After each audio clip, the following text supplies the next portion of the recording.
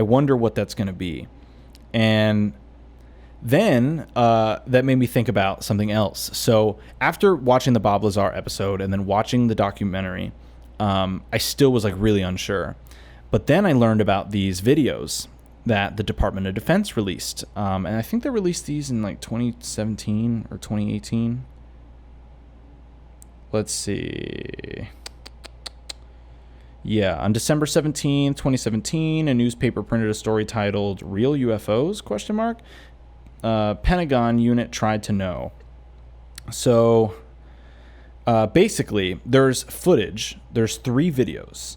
And these 3 videos are of trained fighter pilots who see UFOs on their radar. And it's kind of like both amazing and terrifying at the same time. Because when you see this stuff, some people have said that they think it's an anomaly in the radar. I'm going to go ahead and say that too, for the skeptics, because I get it. Because I'm a skeptic too. And I'm still not sure I'm 100% on it. But these things, to me, this is the best evidence I've ever seen of anything UFO. And I'm going to be honest, I've never been into UFOs. I've never looked into it. I've always assumed that everybody who's saying it's a UFO is either somebody who doesn't know how the sky works and doesn't know that we're constantly being hit by things in space all the time. Like, I forgot the number, but there's like some number of tons of space debris that crashes into the Earth on a daily basis. So, for me, I'm just assuming it's like, a meteor or something that people just don't know it exists. Or my mind goes to the story of when I think it was in California that there was a power outage and then a ton of people reported UFOs in the sky, and it turns out it was literally just the stars, because they just that's how bad our light pollution is that they just weren't used to seeing the stars.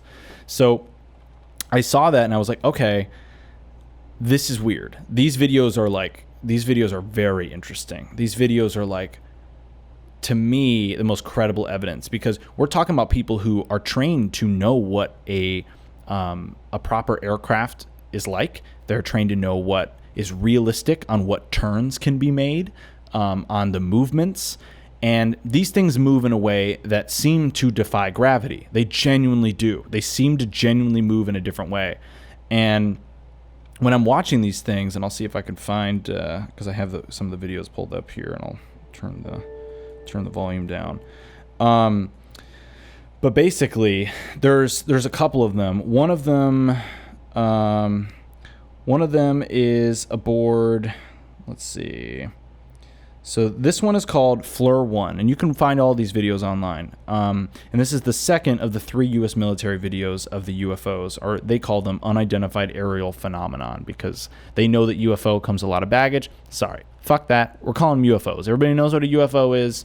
I get it that people think of like aliens and little green men, and I don't think that, that's not what this is here. But yeah, so this was part of a declassification of something that, by the way, it was part of a program called AATIP.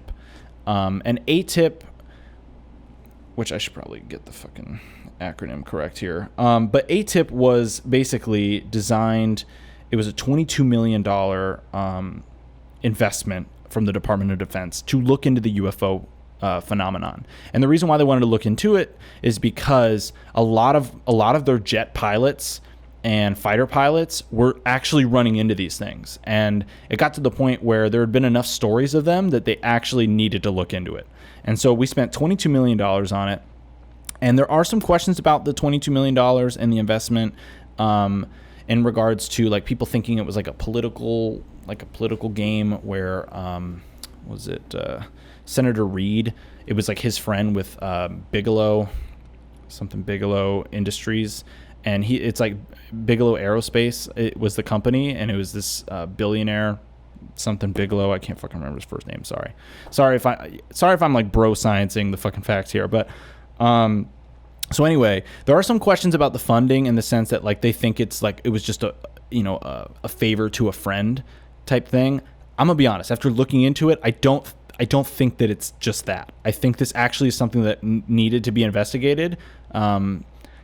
And you could argue that maybe Bigelow getting the contract was a little bit of like some political grease into the hands, but I don't think the act of studying it was necessarily something that was problematic. I think it needed to be studied based on the reports that these pilots were putting in. So anyway, AATIP stands for Advanced Aviation Threat Identification Program. So this was a classified program where they were looking into this UFO phenomenon, and they were trying to gather all the evidence to figure out what the hell is going on. So this one video, Fleur 1, this is the second video of the three, and this was released during the 2004 Nimitz incident that has, it was taken aboard a FA-18 Super Hornet. And this footage was captured by a Raytheon Advanced Targeting forward-looking infrared, and that's an ATFLIR, pod, which contains the most advanced sensors and powerful tracking systems on the market. So that we're talking about something that truly can identify other threats in the sky and can detect their velocity, can detect their altitude, their shape, where they're going. You know, this is not like just some guy looking up in the sky being like, oh, I think that's an alien. You know, it's like, no, this is advanced equipment designed to track other potentially advanced crafts. And the other thing that you have to remember too with this is that AATIP and the people studying this stuff, these people are trained in identifying the threats in the air, even from other countries. So, you know, you could make the argument, oh, is this, maybe it's just Russia or China and they have some crazy shit that we don't know about.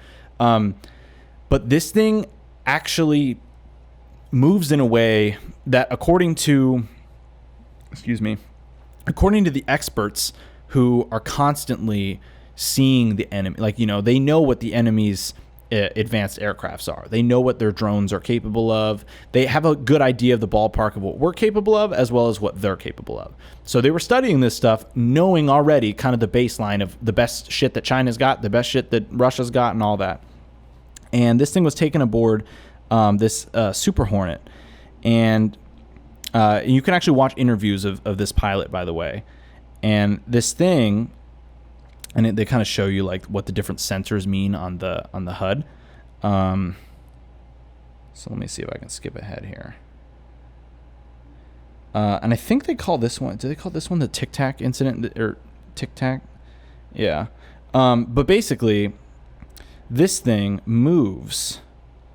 This thing moves in a way that like is unbelievable. So he tracks in on this thing, and he sees it, and it's kind of just like, I don't know. It's kind of just like it really just looks like a Tic Tac, honestly.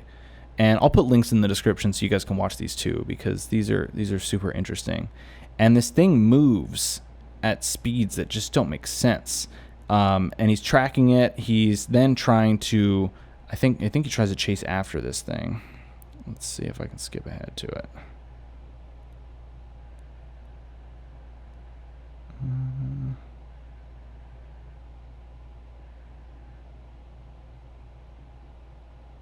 Yeah. So this thing, he's tracking it, and eventually it just speeds out of the picture. And, you know, keep in mind, he sees this, I think, on more than just the radar. I think he's also seeing it, you know, his own firsthand account. And so this thing is like, okay, that's really interesting. So then there's another one. And this one is called Gimbal. And this was the first UFO video. So let's see. So this one, yeah, this one right here. Sorry, I'm pulling it up on the iPad. So let's talk about this. And the cool thing about these videos, whoever made these fucking videos, and I'll put this link in the description, is they really do a good job explaining kind of what the HUD is saying, the direction that it's in, the degrees that it's angled at, all that stuff. And this is all stuff being tracked by some of the most advanced technology possible. And so they're at an altitude of 25,000 feet. We're watching this thing move. And he's like, the guy's like, it's a fucking drone, bro. And he said, there's a whole fleet of them. Look at that. My gosh. And he's like, they're all going against the wind. He's like, the wind's 120 knots out west. Look at that thing, dude. Like, these people, keep in mind, they see fucking normal planes all the time. So that wouldn't blow their mind, right? And they're looking at it.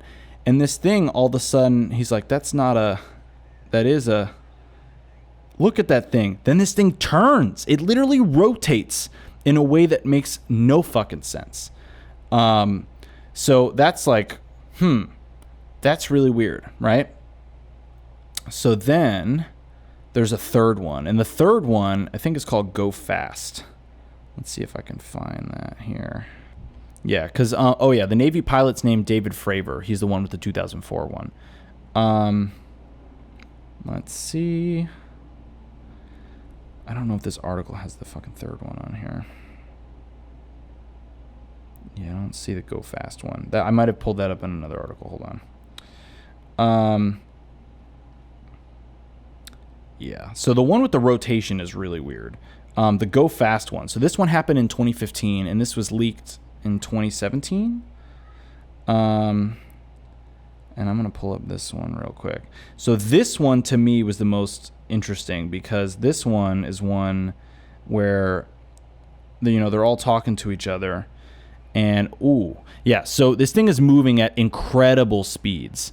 And this guy who's flying this just barely catches onto this thing, and he tracks it. So his tracking system is literally tracking it. And you're looking at it, and he's like, what the fuck is that thing? Did you box a moving target? And he's like, no, it's an auto track. And he's like, oh, okay. He's like, oh my gosh, dude. He's like, wow, what is that, man? He's like, look at that flying. And it's going at crazy speeds. And I watched another video from a fighter jet that the thing goes into the water and doesn't slow at all. Normally when you see it hits the water, it would have some sort of noticeable impact of hitting resistance. And this thing doesn't hit any resistance at all. So I'm just like, okay, I don't know what these things are. I'm not going to say they're aliens, but 100% they're technology that does not exist at the moment, at least not to our knowledge. So either the government has some amazing technology that they're sleeping on us with, or this is something that nobody on the planet knows what it is. Or maybe they do know what it is. But it's either way, it's something that seems to be affecting gravity. So then when you combine that with Bob Lazar's story, which if taken at face value, which again, I'm kind of skeptical, so I don't know, but if taken at face value, then if they were studying these things at S4, and that was back in the 80s, then that means that they still have some of these crafts, that maybe these crafts are being flown by Americans, right? They could just be, these could just be test flights in these things, and not even aliens, but just, maybe at one point this craft was something that was foreign and it isn't something that we built, but it was something that is maybe being flown by Americans now, or being flown by humans now. So I'm pretty agnostic on whether they are aliens or not, because I don't know. They really could just be, human beings. But the fact that this thing seems to have like anti-gravity or some type of propulsion, that there's no discernible engine. And that's the thing, is that you could normally see that. For people who are trained in this shit, like, you can tell when there's like a jet stream, or you can see where the propulsion's coming from, or anything like that. And the shapes of these things based on the radar data is not implying that at all. It's implying that there's no thrust. There's no propulsion. And the fact that it moves at the speeds that it does is also impossible in terms of like what our current level of understanding of our most advanced fighter jets are. And of course, we know that the U.S. government, I'm sure, got some super crazy secret, stuff. But if it is still propulsion based, it doesn't matter, because the things that we're seeing here are turning on a dime. They're rotating. They're moving in ways that are not possible with a typical aircraft. And I think are only moving in a way that is maybe somewhat possible by a helicopter, but not at the altitude that it's at, and not in the way that it's moving. So this was something that has like totally blown my mind. And it was something that I definitely thought about on the trip, where I'm like, what the fuck are these things? And maybe we're not alone in the universe. And if it actually is aliens, and again, I'm going to remain agnostic about that, because I've always been a skeptic of it. But if they are aliens, that completely changes the world. I mean, that changes everything. And the fact that this information is not public, if it is true, and if we know that for a fact, like if the government actually has like enough evidence that they know that this is an alien craft, even if they can't communicate with it or stop it in any way, then, I mean, we need to know that stuff. I think we need to know that kind of information. But I thought that was like so mind-blowing to me, because I'm like, how the fuck did I not know that this existed? And these videos are just fascinating. And when you listen to the interview of that pilot from the 2004 incident, the Tic Tac incident, he's like a guy who doesn't even want to believe in aliens. He's just like, I just can't explain what I saw. And I found that to be like amazing.